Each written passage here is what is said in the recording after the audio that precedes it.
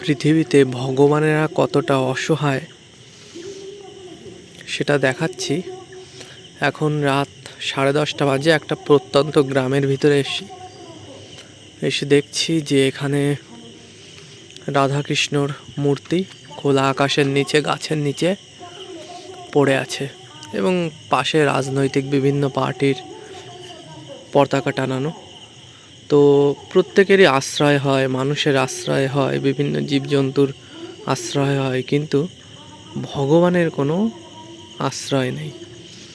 মানুষ হিন্দু ধর্মে কত বাহার দিয়ে, কত সুন্দরতা দিয়ে, কত অনুষ্ঠান করে এক একটি মূর্তি আনে।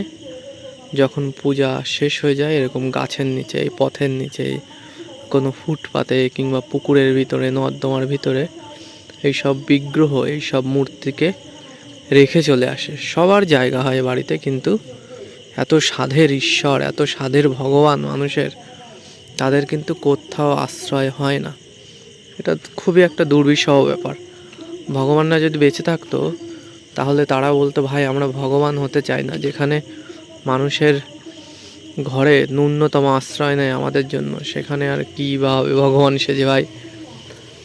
তো দেখে খুবই খারাপ লাগলো। রাত এখন অনেকটাই, রাস্তা পুরো ফাঁকা, শুনশান চতুর্দিকে।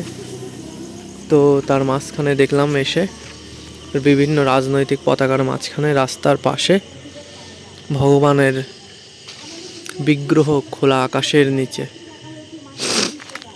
এমনটা করা উচিত না। এই রীতি রেওয়াজ পরিবর্তন করা উচিত মানুষের।